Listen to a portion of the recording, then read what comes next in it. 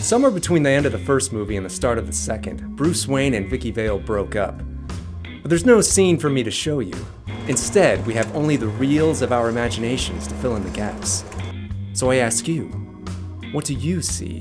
Do you think the break was clean? Mutual? I don't think so. And I bet it must have hurt like hell for one of them. So who broke up with who? You might be wondering. Well, I'll tell you who it was. It was Vicki that did the dumping. She dropped Bruce like a bad habit. I know how cynical this all sounds, believe me. But if you really look closer, the writing is on the wall. Bruce, this meant more for you than it did for me. You know, a girl said that to me once. And you know what? She was right. It hurt like hell, but it stuck with me. Obviously. But I'm glad she said it because it banged into my head that life isn't fair. One person can feel more love than the other, for whatever reason. And it will never work if that's the case. Well, it was that way for Bruce, and it was that way for me.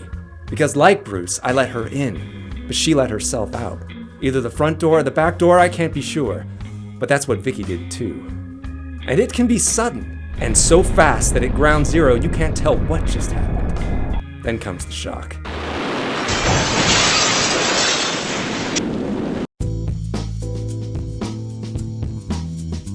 I've loved you since I met you.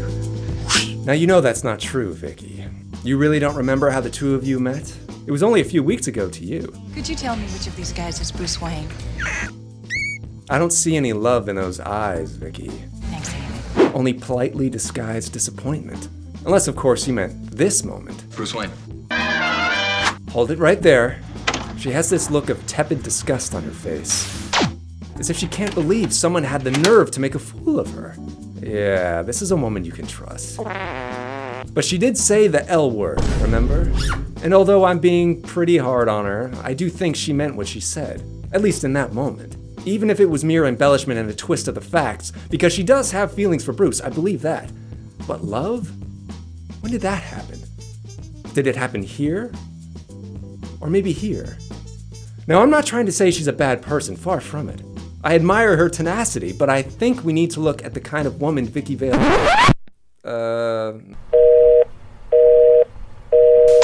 She is driven by a lust for revelation. Now, as a photojournalist, that means getting that 1 in a million shot that speaks 1,000 words and reveals to the world the truth. So I suppose you could say she loves a good mystery. And Bruce Wayne, combined with Batman, doubles her pleasure and doubles her fun, offering her the most tantalizing truths of her whole life to reveal. But somewhere along that mission, almost impossible, things get a little blurry. It's a blur. With the professional and the personal sides of her becoming almost indistinguishable from each other. The pursuit of one is the pursuit of the other. By discovering Batman, she discovers Bruce. Thanks, Alfie, you ruined everything. Why won't you let me in? But he did. But you didn't notice, because you didn't see it. Maybe you weren't looking in the right place. Or maybe you were too drunk. I can't be sure. But once she sees that there's nothing left to uncover, there's no reason for her to stay.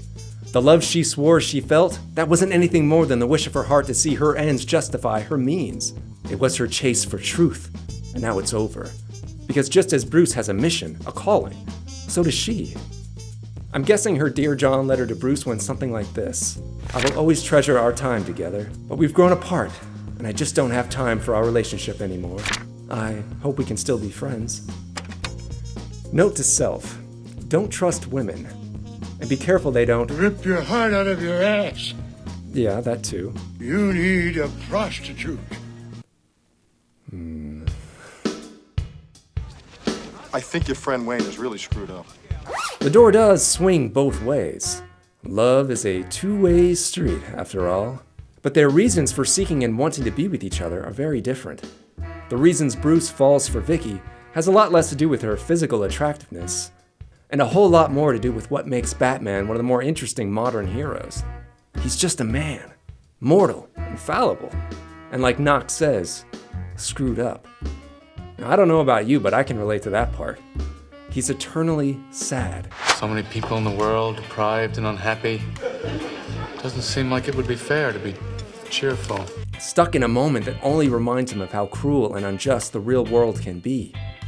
A hurt man sheltering a frightened boy that knows all too well how delicate life is, as well as the love that resides within it. In a way, his greatest strength, his determination, is born from his greatest weakness, his loss.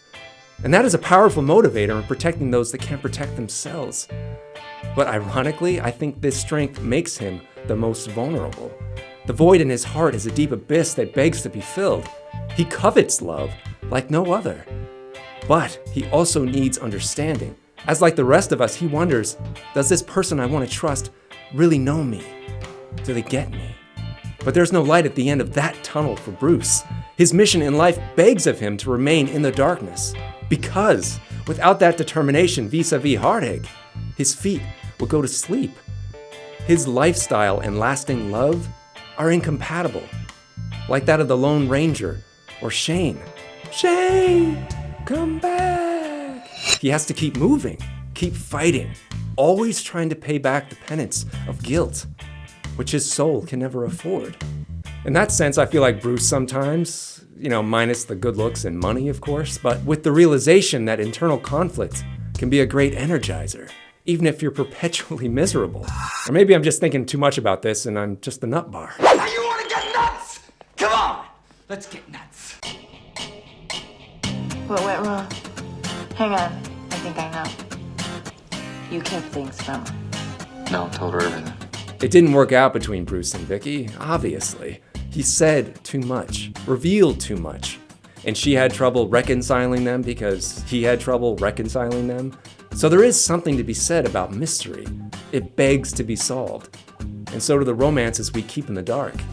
We can similarly light them up, see their gears and levers, but the game would be over, the die would be cast. So maybe sometimes it is better not to know. Like the eternal moonlight of the spotted bat, bliss is in the shadows that shift with the passing of the hour. A romance can be a many-splendored thing. Sometimes it can be like two ships passing in the ocean. And sometimes you're the ship captain, married to the sea. Yes, that's true, but I've been out to sea for a long time. The lifelong companion to a mistress named Bittersweet. Because you have a job to do, and that job is you.